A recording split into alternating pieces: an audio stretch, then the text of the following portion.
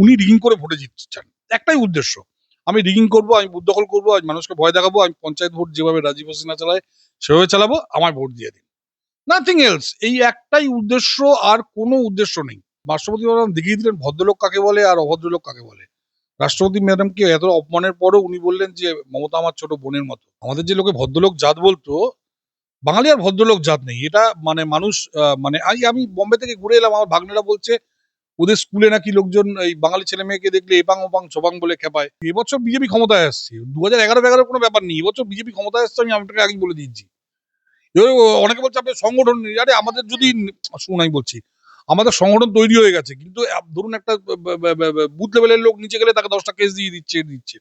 আমরা ব্রহ্মাস্ত্র চুরবো। এবার ব্রহ্মাস্ত্র কি একটা একটা দুটো ব্রহ্মাস্ত্র অলরেডি পড়েছে, আরো বেশ 7-8টা ব্রহ্মাস্ত্র পড়বে, এবং তৃণমূল কংগ্রেস মোটামুটি উঠে যাবে মে মাসে, আমি আপনাকে দাবি নিয়ে বলছি। সিপিএম তো দেখছেন সিপিএম কিভাবে ওনাকে হেল্প করছে। সিপিএম এর ভোটটা আমাদের দিকে চলে আসবে।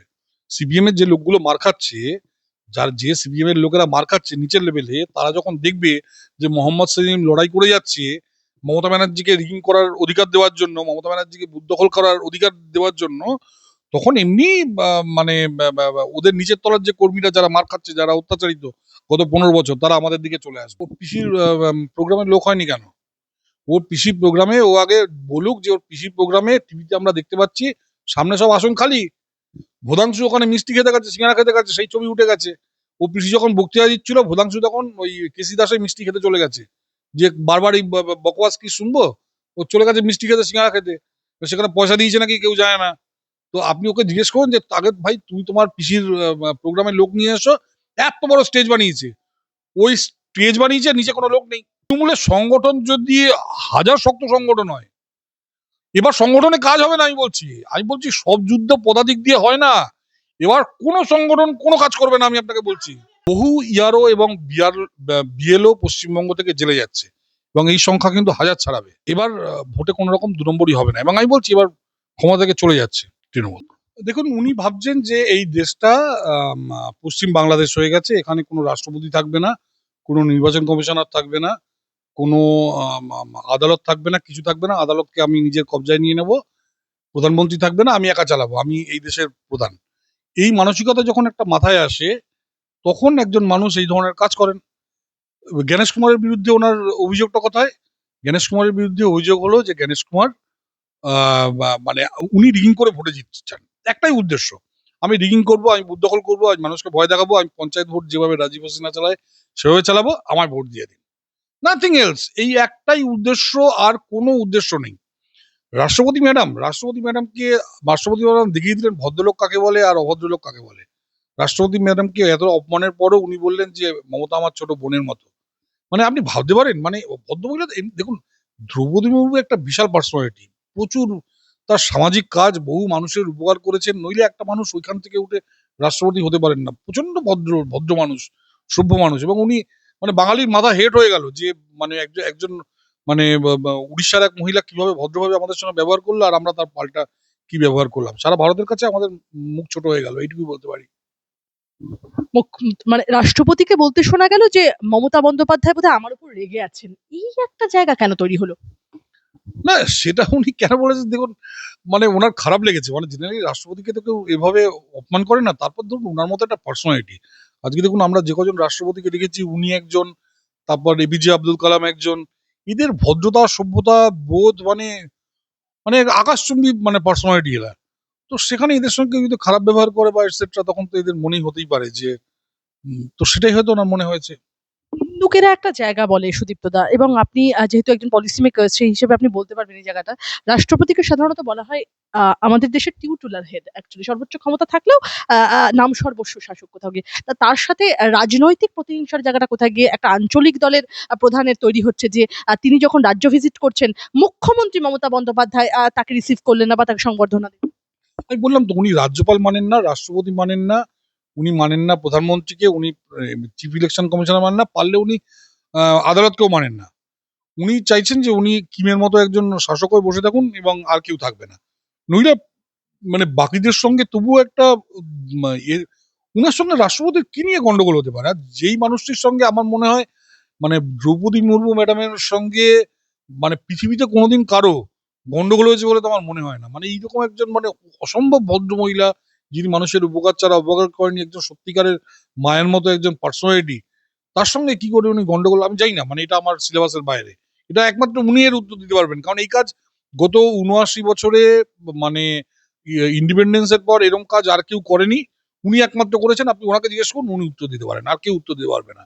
সুদীপ্তদা, মুখ্যমন্ত্রী মমতা বন্দ্যোপাধ্যায় অন্যদিকে বলছেন, আমি কোট আনকোট বলবো, মমতা বন্দ্যোপাধ্যায় বলছেন বিজেপি কোথায় নিয়ে গেছে সংবিধানটাকে। আমার বলতে লজ্জা লাগছে যে মাননীয় রাষ্ট্রপতি, তাকে আমরা সম্মান করি, তাকে দিয়েও রাজনীতি বেচতে পাঠানো হচ্ছে। আই রিপিট, বেচতে পাঠানোর কথা বলছেন মুখ্যমন্ত্রী মমতা বন্দ্যোপাধ্যায়। তিনি বলছেন বিজেপির এজেন্ডা বেচতে পাঠানো হয়েছে দ্রৌপদী মুর্মুকে এ রাজ্যে। ক্ষমা করবেন ম্যাডাম, আপনি বিজেপির পলিসির ফাঁদে পড়ে গেছেন। কোনোদিন ইনি আসছেন, কোনোদিন এ, কোনোদিন বি, কোনোদিন সি, কোনোদিন ডি, কোনোদিন ই।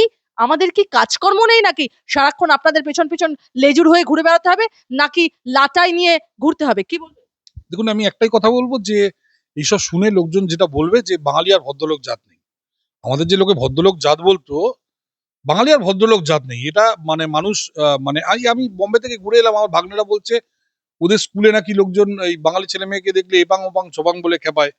তারপর এই যে রিজনাল পলিটিক্স করছে, একে তারাও ওকে তারাও, সেটা নিয়ে ওরা অলরেডি আওয়াজ দেওয়া শুরু করেছে। আর বাঙালিরা যদি বাকিদের তারায়, বোম্বে থেকে যদি বাঙালিদের তারায়, বোম্বেদের এখানে জায়গা দিতে পারবে কাউকে? ওখানে একটা লোক ৩ লাখ ৪ লাখ টাকা করে মায়না পায়, উনি এখানে এসে কি ১৫০০ টাকা মায়না দেবেন নাকি? এইবার তার সঙ্গে যেটা যুক্ত হচ্ছে, এরপর লোকে আর ভদ্রলোক বলবে না। আগে বিহারীদের যে অবস্থা ছিল লালুর সময়, এখন বিহারীদের লোকে সম্মান দেয় এই মমতা ব্যানার্জির জন্য। আমাদের আর কেউ ভদ্রলোকের জাত বলবে না, এইটুকুই বলতে পারি আপনাকে। মানে আর পুরো কথায় প্রতিটি কথার আমি উত্তর দিচ্ছি না, মানে এত নিম্নরুচির কথা। এইটুকুই বলতে পারি যে আর ভদ্রলোকের জাত বলে কেউ আমাদের মানবে না এরপর।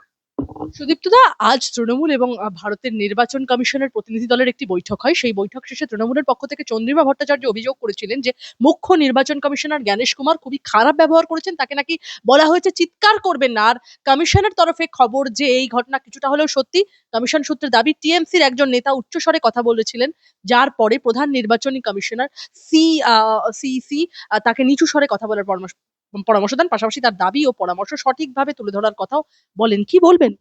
জ্ঞানেশ কুমারজি এতগুলো রাজ্যে গেছেন, কোনো রাজ্যে কোনো রাজনৈতিক দলের কোনো নেতাকে উনি এই কথা বলেছেন না। জ্ঞানেশ কুমারজি আমাদের এই রাজ্যে এলেন, এই রাজ্যে আসার পর উনি বিজেপি ছেড়ে দিলাম, কংগ্রেস বা সিপিএম এর যে প্রতিনিধি যারা গেছে তাদের সঙ্গে এই করে কথা বলেছেন না। তৃণমূলকে বললেন কেন? কারণ এরা অসভ্য, এরা সংসদের যে অসভ্যতা করে, এরা এখানেও সেই ধরনের অসভ্য ব্যবহার করে। সেই জন্য এদের সঙ্গে হয়তো উনি বলেছেন যে আস্তে কথা বলুন। দেখুন, আমাদের সংবিধান অনুযায়ী chief election commissioner, chief justice of India, প্রধানমন্ত্রী, রাষ্ট্রপতি এবং আরেকটা যেন কোন পোস্ট আছে, এরা সব এক গোত্রের এরা, মানে এদের সমান স্ট্যাটাস। সেখানে আপনি যদি বলেন যে তার সঙ্গে যদি চেঁচিয়ে কথা বলেন, তাহলে আপনাকে সে সেভাবেই কথা বলবে। এরা তো রাষ্ট্রপতিকেই মানে না, সেখানে এরা সিইসি কে কি করে মানবে আপনি বলুন আমায়? যারা রাষ্ট্রপতিকেই মানে না, মানে দেশ, আমি বললাম তো ৮ দশক পর, ৮ দশকে একজন চিফ মিনিস্টারকে দেখান যিনি রাষ্ট্রপতির সঙ্গে এভাবে কথা বলেছেন কোথাও। না, আমি বলবো সিপিআইএম, আমার দেখা যাচ্ছে সিপিআইএম কেন জ্ঞানেশ কুমারের বিরুদ্ধে বিক্ষোভ দেখাচ্ছে। এবার no vote to BJP slogan কাজ করবে না বুঝে কি সিপিআইএম সরাসরি তৃণমূলকে ভোট লুঠের অধিকার দেবার দাবিতে বিক্ষোভ সিপিএম এর? আমি তো আজ সকালে আমি একটা পোস্ট করেছি, সিপিএম এর উদ্দেশ্য হলো তৃণমূলকে ভোট লুটের অধিকার পাইয়ে দেওয়া, এবং সেই জন্য তৃণমূল যা বলছে সিপিএমও তাই বলছে।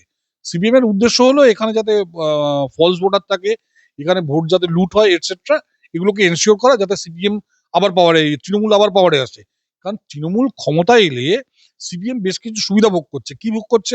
সিপিএম 2% লোক পায়, ভোট পায়, কিন্তু এরা কারা? বিভিন্ন ইউনিভার্সিটির ভাইস চ্যান্সেলর, বিভিন্ন কলেজের প্রিন্সিপাল, বিভিন্ন ইউনিভার্সিটির রেজিস্ট্রার, বিভিন্ন কলেজের অ্যাডমিনিস্ট্রেশন, বিভিন্ন ডিপার্টমেন্টের ডেপুটি সেক্রেটারি, বিভিন্ন ডিপার্টমেন্টের জয়েন্ট সেক্রেটারি, এছাড়া আপনি মানে যেগুলো নন নন ডাব্লিউবিসিএস জয়েন্ট সেক্রেটারি, এছাড়া আপনার বিভিন্ন প্রিন্টিং প্রেস যে আছে, প্রিন্টিং প্রেসে সিপিএম এর একটা অর্গানাইজেশন আছে যারা জাতীয়তাবাদী বই ছাপতে দেয় না। এছাড়া আপনার ইয়ে কি বলে, মানে বিভিন্ন, মানে পুরো জিনিসটা এরা মানে মানে একদম লুটে নিয়ে বসে আছে। এবং আপনি জানেন আজকের দিনে মমতা ব্যানার্জি পুরনো কংগ্রেস বা পুরনো তৃণমূলের সব লোকজনকে সরিয়ে দিয়ে সিপিএম এর লোকেদের জায়গা করে দিচ্ছে। যেমন ধরুন আপনার ওই লোকটার নাম কি, মদন মিত্র, কুণাল ঘোষ থেকে শুরু করে পুরনো লোক সবাই ছাঁটাই হয়ে গেছে। যাক মোল্লা, প্রতীক। হ্যাঁ, এবার সিপিএম থেকে সব আসছে, রেজ্জাক মোল্লা এলো, প্রতিকুর রহমান এলো, তারপরে এই যে যে চোরগুলো ধরা পড়েছে না এই আপনার এর সঙ্গে, মানিক ফানিক যেগুলো ধরা পড়েছে এগুলো সব আগে সিপিএম করতো। তারপরে এই যে কটা ভাইস চ্যান্সেলর ধরা পড়েছিল, জেলে ছিল, ওসব সিপিএম করতো। শুটিং শেখ শাহজাহান। শেখ শাহজাহান, তারপর আপনার এই জাহাঙ্গীর, এখানে এই কি শওকত মোল্লা, এসব সিপিএম করতো। এবং দেখুন শওকত মোল্লা এলো, আউট হয়ে গেল আরাবুল। আমি বলছি না আরাবুল কোনো ভগবান লেভেলের লোক, কিন্তু আরাবুল তো তোর দলের গুন্ডা ছিল, তার বদলে সিপিএম এর গুন্ডাকে নিয়ে এলো আর কি। এদের দলটা আজকে পুরো সিপিএম এর, এই জন্য সিপিএম চাইছে যে তৃণমূল থেকে যাক। তৃণমূল চলে গেলে ওদের যে অর্গানাইজেশন যারা সিপিএম এর মধ্যে বসে ক্ষীর খাচ্ছে তারা আর খেতে পারবে না। মহুয়া মৈত্র একটি দাবি করেছেন কিন্তু সুদীপ্ত দা, এবং খুবই নজর কাড়ার মতো দাবি মহুয়া মৈত্র। মহুয়া মৈত্র তো বলেছেন যে তৃণমূল না করলে সে বাঙালি নয়, কি বলবেন? মহুয়া মৈত্র নিজে বাঙালি কবে? প্রথমত আমি বলি মহুয়া মৈত্র প্রথম হাজবেন্ড বাঙালি না, এখন তিনি একজন উড়িয়া বাড়ির পুত্রবধূ। তারপর ওনার বিভিন্ন বয়ফ্রেন্ডদের যারা ওই কুকুরে আটকে রেখেছে, কেউ আবার এই ওনার এটা ফাঁস করে দিয়েছে, ওনার ওই লিক করে দিয়েছে ওই পাসওয়ার্ড, এরাও কেউ বাঙালি না। উনি বাঙালিদের সঙ্গে কোনোদিন কোথাও মিশেছে বলে দেখা যায় না। একমাত্র বোধহয় একটু বন্ধুত্ব করেছিল, গিয়ে ঝাড় খেয়ে গেছে আপনার ওই কল্যাণ ব্যানার্জি, ঠিক আছে, যেটা নিয়ে কল্যাণ পরে দুঃখ দুঃখ টুক্ষ করেছে যে আমাকে ঝাড় দিয়ে দিল। তো ঘটনা হচ্ছে যে সেখানে উনি হঠাৎ বাঙালি কি করে হয়ে গেলেন আমি জানি না। আমি শুনছিলাম যে ওনাকে নাকি সংসদ থেকে সরিয়ে বিধানসভায় নিয়ে আসা হবে ওনাকে, এবং সেই জন্য উনি আবার বাঙালিয়ানা করার একটা চেষ্টা করছেন। ওনাকে আবার ওই পুরনো বিধানসভা যেখানে ওখানে নিয়ে আসা হবে। ভেতরকার খবর দিচ্ছেন একদম, কাকে বিধানসভা কোথাও সংসদ থেকে সরিয়ে? মহুয়া মৈত্রকে ওখানে কৃষ্ণনগর থেকে সরিয়ে ওনাকে ওই আগে করিমগঞ্জ না কোথায় কালিয়াগঞ্জ ছিল, করিমগঞ্জ বোধহয়, করিমগঞ্জ করিমপুরে ওনাকে বিধায়ক করা হবে, বিধায়িকা করা। বিধায়িকা করা হবে। আমি প্রথমে বলবো যে বেশি বাড়াবাড়ি করলে দিল্লির সরকার ফেলে দেবো, ধর্ণা মঞ্চ থেকে হুঁশিয়ারি তৃণমূল সুপ্রিমো মমতা বন্দ্যোপাধ্যায়। ওটা হলো আপনি ওই লক্ষ্মীকান্তপুর, ক্যানিং বা ডায়মন্ড হারবার লোকালে দেখবেন যে ওই মাছগুলো বাঁচানোর জন্য জেলেরা এরকম ছ্যাপ ছ্যাপ ছ্যাপ ছ্যাপ করে শব্দ করে যাতে অক্সিজেন পায়। সেরকম এখানে ওই ক্যাডার গুলোকে বাঁচানো দেখছেন না, 300-র বেশি, 300 বসার সিট ছিল, সেখানেই লোক পাওয়া যায়নি। এই যে লোক পাওয়া যাচ্ছে না, এবার ক্যাডার গুলো যে, এবং এই যে মমতা ব্যানার্জি 3 দিন ধর্ণা করছেন, ওই ধর্ণাতে লোক নেই। না না, টিভিতে দেখাচ্ছে যে সামনে সব সিট খালি, এবং ওদের ওই ভোদাংশু না কে একজন আছে, আমি সোশ্যাল মিডিয়ায় দেখলাম, যখন মমতা ব্যানার্জি বক্তৃতা দিচ্ছিল ভোদাংশু তখন বসে ওখানে একটা মিষ্টির দোকানে চপ মিষ্টি এসব খাচ্ছিল আর কি। কারণ আর তো বেশি দিন খাওয়া দাওয়া যাবে না বিনা পয়সায়, ওখানে হয়তো পেমেন্ট টেমেন্ট করে না আমি জানি না। ওই মানে তৃণমূলের লোক দেখলে হয়তো বিনা পয়সায় খাওয়াচ্ছে, তো দেখছে এরপর আর পাওয়া টাওয়া যাবে না। তো ওই ভোদাংশু টংশু খেতে চলে গেছে, সামনে কোনো লোক নেই, উনি বক্তৃতা দিয়ে যাচ্ছেন। তো এখন এই বাঁচানোর জন্য এই লোকগুলোকে তো ওই অক্সিজেন দেওয়া, এটা হলো সেই অক্সিজেন দেওয়া যে আমি সেন্ট্রাল গভর্নমেন্ট ফেলে দেবো। আরে আপনি লড়তে পারছেন না এখানকার, আপনি জ্ঞানেশ কুমারের সঙ্গে আপনি সেন্ট্রাল গভর্নমেন্টকে, তো জ্ঞানেশ কুমার ওনার বাড়ির সামনে এসে চ্যালেঞ্জ করে গেল। ওরা বলেছিল জ্ঞানেশ কুমারের নাকি আঙুল কেটে দেবে। জ্ঞানেশ কুমার আজকে সকালবেলা এসে কালীঘাটের সামনে চ্যালেঞ্জ করে বেরিয়ে চলে গেল, এসে অমিতাভ বচ্চনের জঞ্জিরের মতো। অমিতাভ বচ্চনের জঞ্জিরা আপনারা দেখেছেন নাকি জানি না, আমাদের সময়কার, আমাদের জন্মের আগের মুভি। সে অমিতাভ বচ্চন প্রাণের ডেরায় ঢুকে গেছিল, গিয়ে চ্যালেঞ্জ করে এসছে, গিয়ে প্রাণকে মারধর দিয়ে চলে এসছে। সেরকম এই পাড়ায়, কল্যাণ ব্যানার্জির পাড়ায় ঢুকে রীতিমতো রংবাজি করে চলে গেল গণেশ কুমার, কেউ কিচ্ছু করতে পারেনি। তো এই তো এদের দৌড়, বুঝতে পারছেন? কি হতে চলেছে জ্ঞানেশ কুমারের যে এই, আপনি বলছেন জ্ঞানেশ কুমার যে পাল্টা দিয়ে গেলেন, এই পাল্টা দেওয়ার ইঙ্গিতটা ঠিক কোন দিকে যাচ্ছে? বিশিষ্ট সাংবাদিকরা একটা কথা লিখছেন সোশ্যাল মিডিয়ায় যে 2011 2.0 হতে চলেছে। আমি তো আপনাকে আগেই বলেছি এবছর বিজেপি ক্ষমতায় আসছে, 2011 কোনো ব্যাপার নেই, এবছর বিজেপি ক্ষমতায় আসছে, আমি আপনাকে আগেই বলে দিয়েছি। এবার অনেকে বলছে আপনার সংগঠন নেই, আরে আমাদের যদি, শুনুন আমি বলছি, আমাদের সংগঠন তৈরি হয়ে গেছে, কিন্তু ধরুন একটা বুথ লেভেলের লোক নিচে গেলে তাকে 10টা কেস দিয়ে দিচ্ছে। আমরা ব্রহ্মাস্ত্র চুরবো, এবার ব্রহ্মাস্ত্র কি সেটা বলবো না, সময় এলে তখন বলবো ব্রহ্মাস্ত্র কি। একটা একটা দুটো ব্রহ্মাস্ত্র অলরেডি পড়েছে, আরো বেশ 7-8টা ব্রহ্মাস্ত্র পড়বে, এবং তৃণমূল কংগ্রেস মোটামুটি উঠে যাবে মে মাসে, আমি আপনাকে দাবি নিয়ে বলছি। অভিষেক বন্দ্যোপাধ্যায় বলছেন পশ্চিমবঙ্গের মানুষ বনাম BJP, ECI, ED, IT, CBI, NIA, মানে সিএপিএফ, রাজ্যপাল, 20 জন কেন্দ্রীয় মন্ত্রী, 10 জন মুখ্যমন্ত্রী, প্রধানমন্ত্রী, শ্রদ্ধেয় রাষ্ট্রপতিজি, গদি মিডিয়া, যখন সমস্ত প্রতিষ্ঠান বাংলার বিরুদ্ধে দাঁড়ায় তখন বাংলা আরো শক্তি পায়। আসুন মোকাবিলা করি, কি বলবেন? বাংলার বিরুদ্ধে না ভাই, তোমাদের পিসি ভাইপো বিরুদ্ধে দাঁড়াচ্ছে, ঠিক আছে? তোমরা পিসি ভাইপো যা করে রেখে দিয়েছো এখানে, পুরো ডেমোক্রেসিটাকে শেষ করে, ওই যার যার নাম বললো সবার ডেমোক্রেসি এখানে শেষ করে দিয়েছে। ওই পিসি ভাইপো এখানকার সাধারণ মানুষ, এখানকার কৃষক, এখানকার শ্রমিক, এখানকার ছাত্র, এখানকার শিক্ষক, এখানকার মিডিয়া, সবার স্বাধীনতা কেড়ে নিয়েছে। এখানকার পুলিশ, এখানকার সরকারি আধিকারিক, সবার কেড়ে নিয়েছে। তাদের বাঁচানোর জন্য আজকে বাধ্য হচ্ছে কেন্দ্রীয় বিভিন্ন সংস্থা, অডিটর জেনারেল থেকে শুরু করে বিভিন্ন, তারা বাধ্য হচ্ছে এখানে হস্তক্ষেপ করতে। আর তাছাড়া ওনার পিসিকে জিজ্ঞেস করুন, ওনার পিসি যখন 1984-এ লড়েছিলেন প্রথম ইলেকশনে, তার হয়ে রাজীব গান্ধী প্রচার করতে আসেনি। 89-এ 91-এ রাজীব গান্ধী নরসিমা রাও প্রচার করতে আসেনি ওনার হয়ে। ওনার কাছে ওনার জন্য প্রচার করতে এখানে গোলাম নবী আজাদ থেকে শুরু করে মাধবরাও সিন্ধিয়া এরা প্রচার করতে আসছেন না। পরে বিজেপির সঙ্গে উনি হাত মিলিয়েছিলেন, সেই সময় ওনার হয়ে আদবানিজি, বাজপেয়ীজি, মুরলী মনোহর যোশীজি এরা সব প্রচার করতে আসছেন না। সব ভুলে গেছেন এখন। সারা যে জীবন মমতা ব্যানার্জি 2011 পর্যন্ত একটা ইলেকশন লড়েনি অন্য কারো হাত না ধরে। তৃণমূল কংগ্রেস 98-এ তৈরি হয়েছে, আমি আপনাকে বলি, তৃণমূল কংগ্রেস 98-এ বিজেপির হাত ধরেছে, 99-এ বিজেপির হাত ধরেছে, 2001-এ কংগ্রেসের হাত ধরেছে, 2004-এ বিজেপির হাত ধরেছে, 2006-এ বিজেপির হাত ধরেছে, 2009-তে কংগ্রেসের হাত ধরেছে, 2011-তে কংগ্রেসের হাত ধরেছে। পাওয়ার, এই যে লোকে বলে না যে মমতা ব্যানার্জি একা ক্ষমতায় এসছে, নো, মমতা ব্যানার্জি কোনোদিন একা ইলেকশন লড়েনি, সব সময় কারো না কারো হাত ধরে লড়েছে। আর আমাদের একটা কেন্দ্রীয় দল, আমাদের কেন্দ্রীয় দিল্লি থেকে আমাদের নেতারা আসবে না, 100 বার আসবে। আপনি আপনি একটা রিজিওনাল পার্টি, আপনি সেখানে রাজীব কুমারকে ঢোকাচ্ছেন, মেনকা গুরুস্বামীকে ঢোকাচ্ছেন, আর আমাদের একটা কেন্দ্রীয় দল, আমাদের দল আসবে না তারা? বেঙ্গল তো সবার, বেঙ্গল তো বাংলাদেশ হয়ে যায়নি। জিজ্ঞেস করবো, আপনি বললেন একটা খুব ইম্পর্টেন্ট ফ্যাক্টর যে মমতা বন্দ্যোপাধ্যায় সবসময় নির্বাচনে জয়ী হওয়ার জন্য কারো না কারো হাত ধরেছেন। ঠিক এই বছর রাজনৈতিক সমীকরণটা ঠিক কি সুদীপ্তদা? কার হাত ধরতে চলেছেন মমতা বন্দ্যোপাধ্যায়? নকশাল, সিপিএম। সিপিএম তো দেখছেন সিপিএম কিভাবে ওনাকে হেল্প করছে। সিপিএম এর ভোটটা আমাদের দিকে চলে আসবে। সিপিএম এর যে লোকগুলো মার খাচ্ছে, যে সিপিএম এর লোকেরা মার খাচ্ছে নিচের লেভেলে, তারা যখন দেখবে যে মোহাম্মদ সেলিম লড়াই করে যাচ্ছে মমতা ব্যানার্জিকে রিগিং করার অধিকার দেওয়ার জন্য, মমতা ব্যানার্জিকে বুথ দখল করার অধিকার দেওয়ার জন্য, তখন এমনি মানে ওদের নিচের তলার যে কর্মীরা যারা মার খাচ্ছে, যারা অত্যাচারিত গত 15 বছর, তারা আমাদের দিকে চলে আসবে। অলরেডি বহু লোক চলে এসেছে, তারা বাধ্য হয়ে। ঠিক আছে, পুরোপুরি কমন, আপনি দেখুন আমাদের দলে যারা এসছে, বহু লোক কমিউনিজম ছেড়ে এবং গান্ধীবাদ ছেড়ে আমাদের দলে চলে এসছে, আগামী দিনেও আসবে। শেষ দুটো প্রশ্ন আপনার কাছে। আর খেলা হবে না, স্বরাষ্ট্রমন্ত্রী অমিত শাহকে তুলনা করে খেলা শেষের বার্তা অভিষেক বন্দ্যোপাধ্যায়ের সংযোজন এমনটাই ছিল যে বিজেপির পরিবর্তন যাত্রায় যা ভিড় হচ্ছে তার থেকে জেসিবি দিয়ে যেখানে মাটি কাটা হয় সেখানে লোক বেশি জড়ো হবে, এর চেয়ে চায়ের দোকানে লোক বেশি হয় কি? ওর পিসির প্রোগ্রামে লোক হয়নি কেন? ওর পিসি প্রোগ্রামে ও আগে বলুক যে ওর পিসি প্রোগ্রামে টিভিতে আমরা দেখতে পাচ্ছি সামনে সব আসন খালি, ভোদাংশু ওখানে মিষ্টি খেতে গেছে, সিঙ্গারা খেতে গেছে, সেই ছবি উঠে গেছে। ও পিসি যখন বক্তৃতা দিচ্ছিল, ভোদাংশু তখন ওই কেসি দাসের মিষ্টি খেতে চলে গেছে, যে বারবার এই বকওয়াস কি শুনবো, ও চলে গেছে মিষ্টি খেতে, সিঙ্গারা খেতে। তো সেখানে পয়সা দিয়েছে নাকি কেউ জানে না। তো আপনি ওকে জিজ্ঞেস করুন যে আগে ভাই তুমি তোমার পিসির প্রোগ্রামে লোক নিয়ে এসো। এত বড় স্টেজ বানিয়েছে, ওই স্টেজ বানিয়েছে, নিচে কোনো লোক নেই, নিচে 2-4টে লোক বসে আছে। আগে নিজের লোক তুই সামলা, তারপর অন্যকে গিয়ে বলবি তুই। আর.এন. রবি নতুন রাজ্যপাল হিসেবে নিযুক্ত হলেন, পশ্চিমবাংলার দায়িত্বভার তার হাতে গেল। আমি বলবো এটা কি স্বাভাবিক প্রশাসনিক পরিবর্তন নাকি এর পেছনে অন্য কোনো রাজনৈতিক ইঙ্গিত রয়েছে সুদীপ্ত? 12টা স্টেটে রাজ্যপাল চেঞ্জ হয়েছে, তারা তো কেউ কিছু বলেনি। ওনার কেন, এম কে নারায়ণ আইবির লোক ছিল না? আমাদের রাজ্যে এম কে নারায়ণ যখন এসেছিল তখন আইবির লোক ছিল না? এল ডায়াস সিভিল সার্ভিস ছিল না? বহু সিভিল সার্ভিস এসছে, বহু আইপিএস এসছে, আইএএস এসছে। এম কে নারায়ণকে নিয়ে এসেছিলেন কেন সেই সময়? 2011-তে গভর্নমেন্ট চেঞ্জ করার জন্য, বুদ্ধবাবুর গভর্নমেন্ট ফেলার জন্য 2010-এ এম কে নারায়ণকে নিয়ে আসা হয়েছিল। এম কে নারায়ণ, আপনারা সঞ্জয় বারুর উপন্যাস পড়বেন, দি অ্যাক্সিডেন্টাল প্রাইম মিনিস্টার।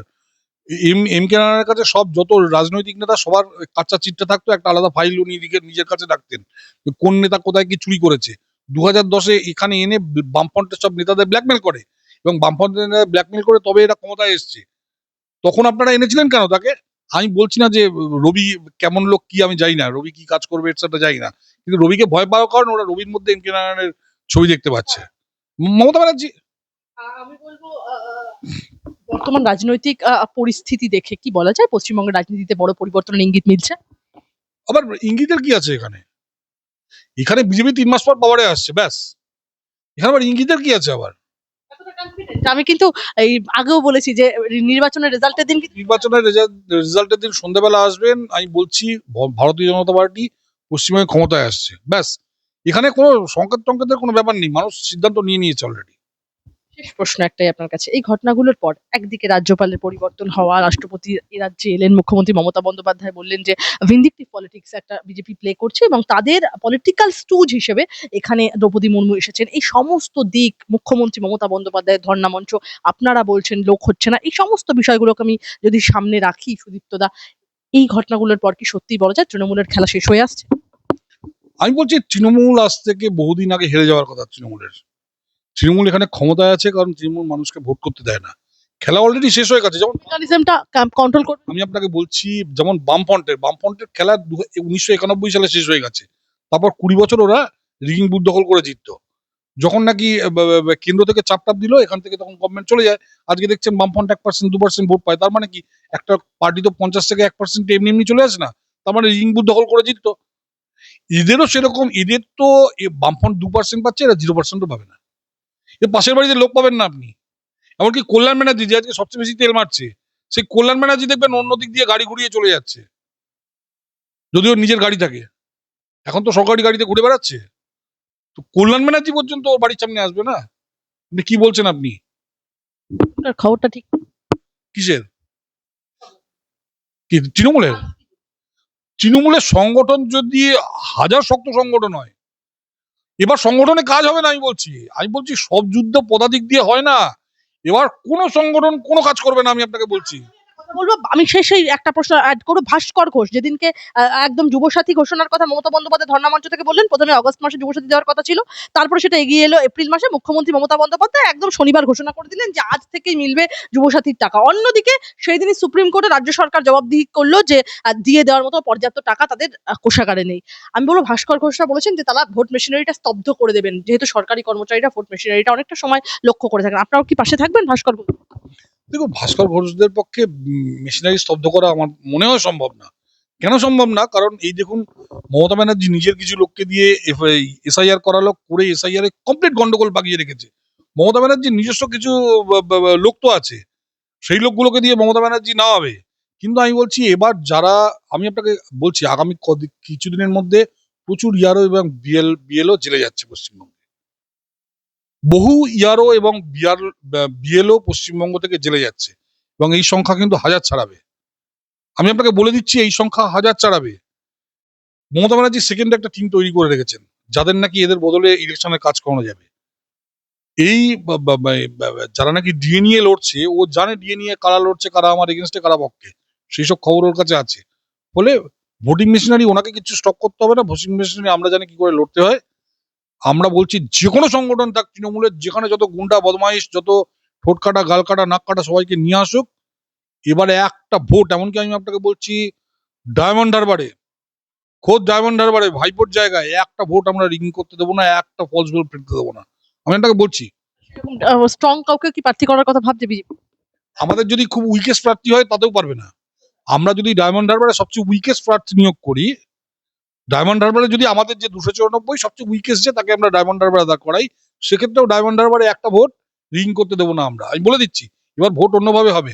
আজকে আমরা গেছি, আজকে আমাদের দল গিয়ে ওখানে সাবমিট করেছে আমাদের সিস্টেম। যেমন কংগ্রেস করেছে, যেমন সিপিএম করেছে, তৃণমূল করেছে। তৃণমূল চেঁচামেচি করেছে বলে খাদ্য বের করে দিচ্ছে ওদের। কিন্তু প্রত্যেকটা দল সাবমিট করেছে। একমাত্র এদের মধ্যে আমরা এবং কংগ্রেস, আমরা চাই যে সুষ্ঠুভাবে ভোট হোক। সিপিএম এবং তৃণমূল চায় যাতে রিং হোক, বুথ দখল হোক, এবং যাতে ভোট লুট হোক, এটসেট্রা।